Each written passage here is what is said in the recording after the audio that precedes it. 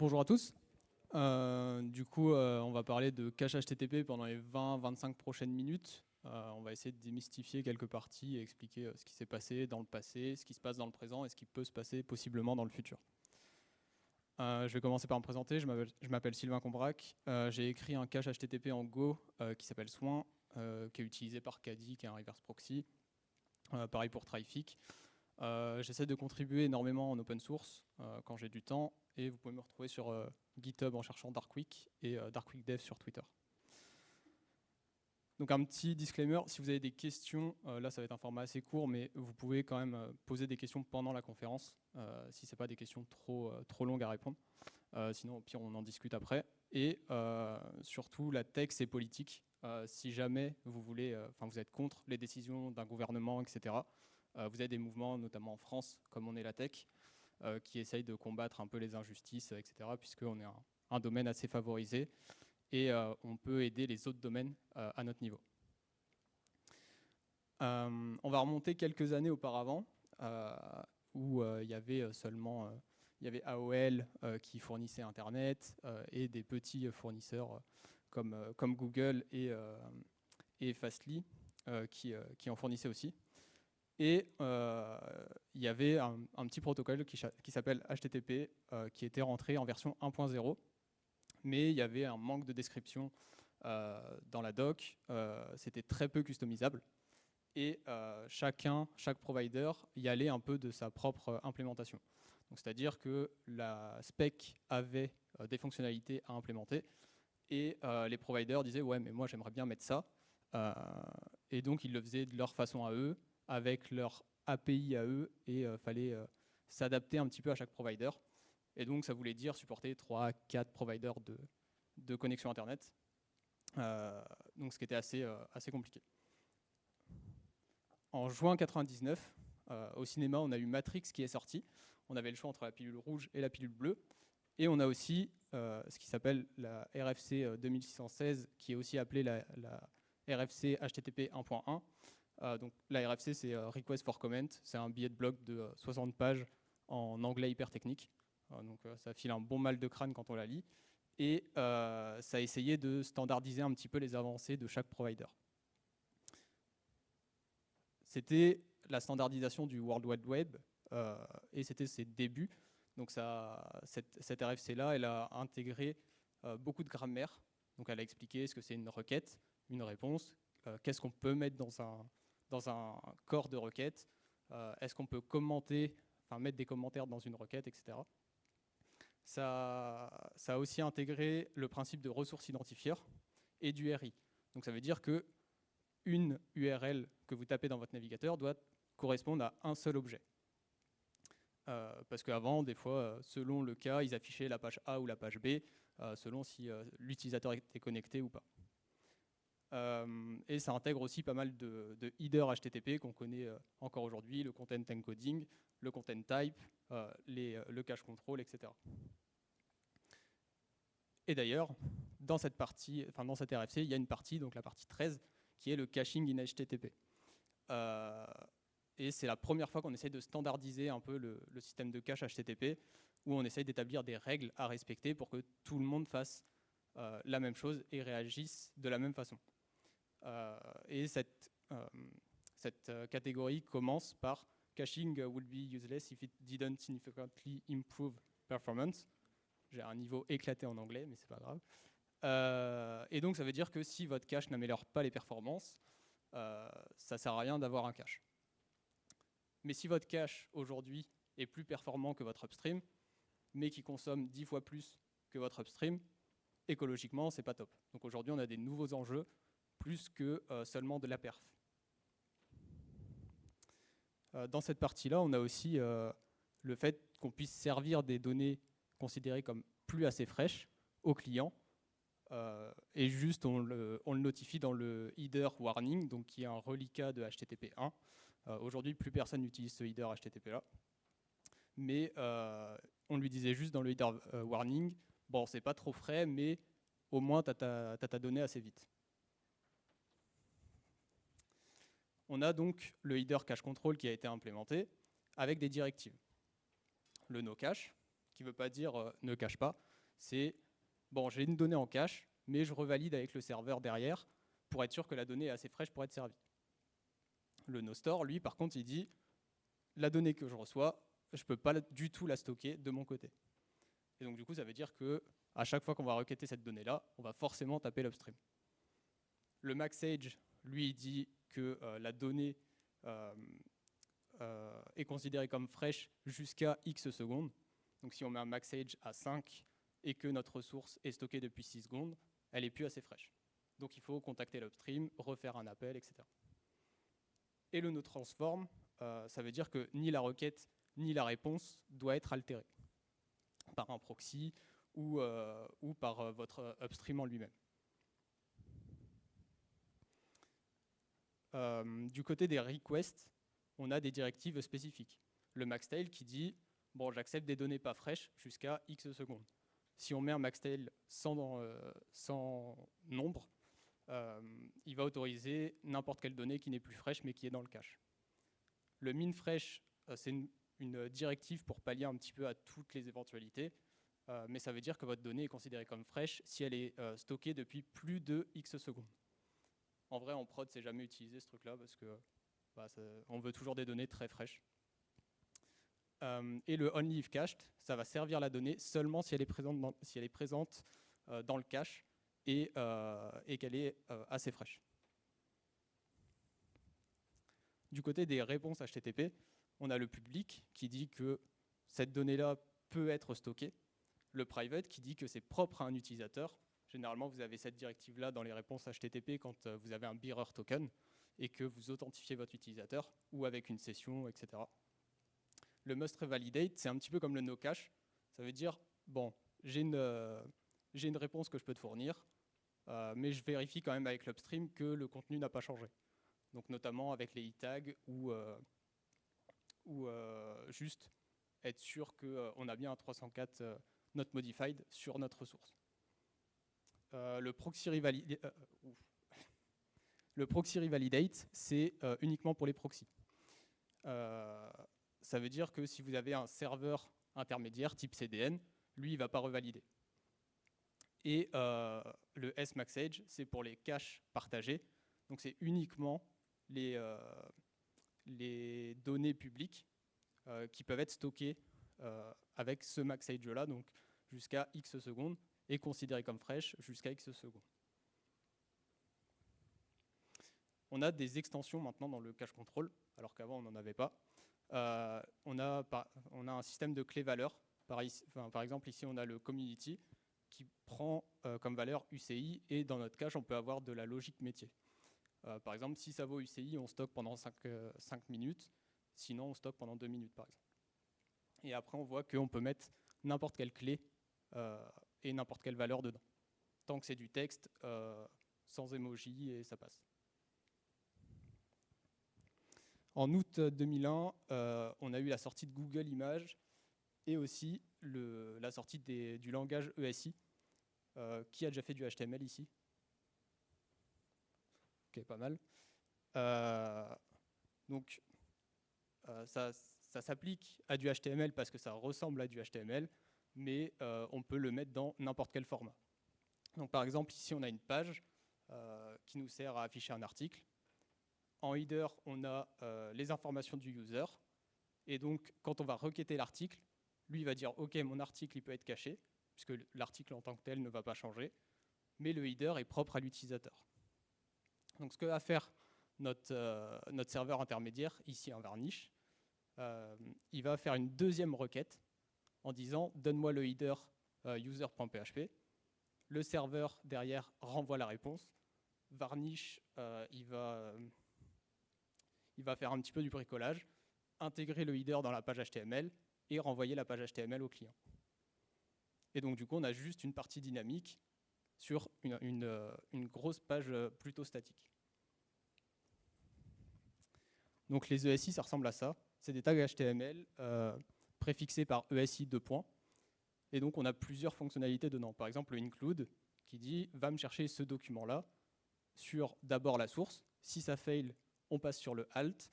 Et si ça fail encore, on a une gestion d'erreur, donc soit continue, soit fail, et ça stoppe le parsing ESI.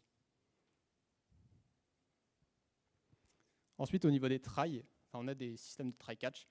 Donc on tente la première solution. Ici, on essaye d'include le add1.html. Si ça fail, on passe dans l'except. Et donc du coup, après, on affiche seulement un lien www.exemple.com. On peut aussi récupérer des variables avec la première requête. Donc ici, dans IMG, je vais récupérer le cookie de la requête, le cookie qui s'appelle type, et je vais récupérer sa valeur et l'injecter dans la chaîne de caractères SRC. Et je fais pareil avec le logo name en dessous. Et donc après, ça me donne quelque chose comme ça. On voit que c'est remplacé par human dans le résultat final au client. Et enfin, on peut avoir une page très complexe comme ça, avec différents niveaux de cache. Donc par exemple, la main navigation, elle ne va jamais changer, on va la stocker pendant 60 minutes. Le welcome username to our website, lui, va faire un include pour récupérer le nom utilisateur. Le shopping cart aussi. Et on a plusieurs autres blocs. Par exemple, le teaser qui, lui, va faire un include et stocker pendant 2 minutes. Le side navigation pendant 60 minutes. Le contenu pendant 5 minutes, etc. Donc on peut construire nos pages HTML de cette façon-là et avoir des blocs qui sont cachés par votre proxy. Ce qui fait qu'en plus, vous réduisez la charge sur vos upstreams, donc ce qui est plutôt bien. En juin 2014, on a Zelda Hyrule Warrior qui sort, mais aussi une nouvelle RFC. D'ailleurs, c'est toujours en juin que ça sort. Parce que, comme ça, après, eux, ils partent en vacances et nous, on implémente. Et on a la première RFC dédiée au cache. On a un nouveau header dans la spec HTTP, dans les réponses. On a l'âge qui nous dit depuis combien de temps la réponse est stockée par notre serveur. Donc normalement, on n'a pas d'entier négatif, sauf si on a un mismatch sur l'heure de la requête et l'heure de la réponse stockée. C'est-à-dire que possiblement, votre réponse n'est pas sur le même fuseau horaire et il y a eu un bug et votre prochaine requête, elle a 1 heure de moins. Du coup, elle arrivera avec moins 3600 d'âge. Et normalement, ça devrait être ramené à 0. Ensuite, ça a introduit le système d'invalidation. Parce qu'avant, on avait seulement les requêtes get qui étaient cachées, mais on n'avait pas trop de directives sur qu'est-ce qu'on fait pour invalider, comment on sait comment invalider les requêtes. Et ben, on va appliquer le même principe que pour le format REST, c'est que notre ressource, on la récupère en faisant un get, et du coup, au put, delete et post, on va invalider notre ressource. Donc, ce qui fait que si jamais j'ai une liste, quand je fais un put sur une ressource qui fait partie de ma liste, je dois invalider aussi ma liste et ma ressource spécifique. De même, si je fais un delete ou un post ou un patch, tout ce qui modifie la ressource doit mettre à jour notre get ou nos get associés à cette ressource. Ça donne aussi une nouvelle directive qui s'appelle stale while revalidate dans la réponse. Donc ça, vous pouvez le mettre directement dans toutes vos réponses HTTP. Ça veut dire que votre navigateur sera capable de servir le contenu stale directement depuis son stockage à lui et revalider en background cette page, par exemple, la page HTML que vous chargez. Donc vous gagnez en perf et en background, vous refaites du compute. Et donc votre utilisateur derrière, il est content parce qu'il a d'abord sa page et possiblement après ça se recharge quand il a la réponse. En 2015, on a eu HTTP 2 qui est sorti, qui a vachement amélioré les perfs. On a la comparaison de temps que ça prenait à faire une requête et avoir la réponse en HTTP 1 et HTTP 2. On voit que c'est beaucoup plus rapide. C'est dû notamment au multiplexing. ce qui fait que on n'a plus un système synchrone pour servir les ressources et on envoie tout dans le même tuyau. Notamment ici aussi, ça explicite un peu. On voit qu'en haut, on a un tuyau par ressource et ensuite, pour HTTP2, on envoie tout dans le même et les blocs peuvent être désordonnés, c'est pas grave. Il y a un principe de réconciliation qui se met en place, qui est intégré dans votre navigateur pour justement tout réordonner et donner vos pages HTML, vos retours API, whatever. En juin 2022, donc c'est assez récent, on a eu 2 nouveaux headers, enfin plutôt 1 plus n headers HTTP, qui sont le cache status et le targeted cache control. Le cache status nous permet de dire si c'est hit, si ça a été forward à notre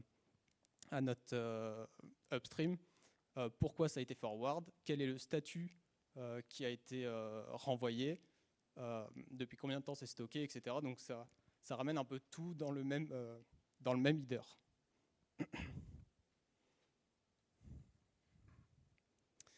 Donc ça se présente comme ça. On a le header de réponse cache status. Donc on donne un nom à notre cache. On dit si c'est hit ou non. Le TTL pour dire depuis combien de temps c'est stocké. Et on peut donner des informations aussi sur la clé. Donc la clé de stockage. Ce qui peut être intéressant pour purger le cache derrière.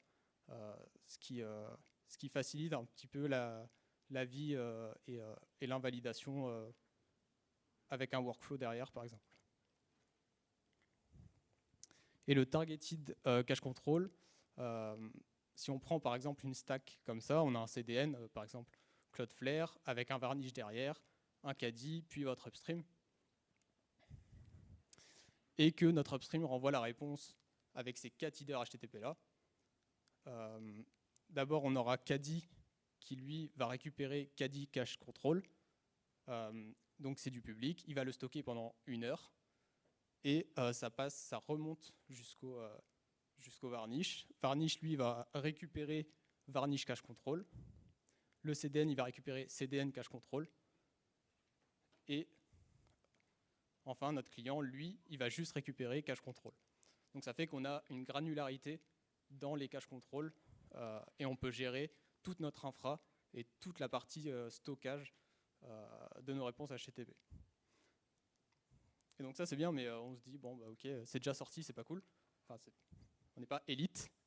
Et donc probablement en juin, on aura ce qu'on appelle les surrogate keys qui nous permettent de grouper nos clés de cache et invalider sans avoir à faire du bulk sur chaque clé et à savoir quelles clés sont stockées, juste avec des noms de groupes. Donc si on prend cet exemple-là, on a la clé 1, 3 et 564 dans le premier groupe. Dans le deuxième, on a les autres, et troisième, on en a d'autres. Et on voit qu'il y a des groupes qui ont la même clé, qui partagent les mêmes clés. Et donc ça fait que si j'invalide first group, la clé 1, elle va être aussi invalidée pour le troisième groupe. Et donc pour ça, on a plusieurs implémentations, donc Fastly, Cloudflare et Akamai. Et on essaye de rendre ça un petit peu standard dans cette RFC. On ne sait pas quand est-ce que ça va sortir, mais un jour peut-être. Si jamais vous voulez des ressources pour un petit peu tester les caches HTTP, être sûr que ça fonctionne bien, être sûr que ce que vous mettez en place fonctionne, vous avez ce repo GitHub, donc le HTTP test cache test, qui vous permet de cloner des fichiers JS qui vont aller se charger de vérifier les headers renvoyés par vos caches. Ou sinon, vous avez directement le cache test.fyi. Et sinon, vous pouvez lire les RFC, mais prévoyez les Doliprane. Et si jamais vous ne voulez pas gérer vous-même le cache, on est en train de mettre en place une stack pour le faire pour vous, ce qui peut vous faciliter la vie. Merci de votre attention. J'espère que je n'ai pas été trop assommant. Si vous avez des questions, n'hésitez pas. Et si vous avez des feedbacks, n'hésitez pas non plus.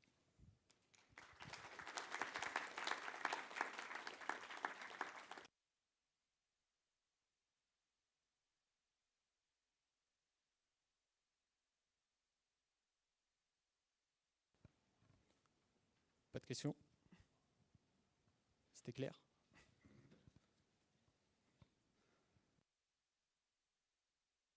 Bah merci.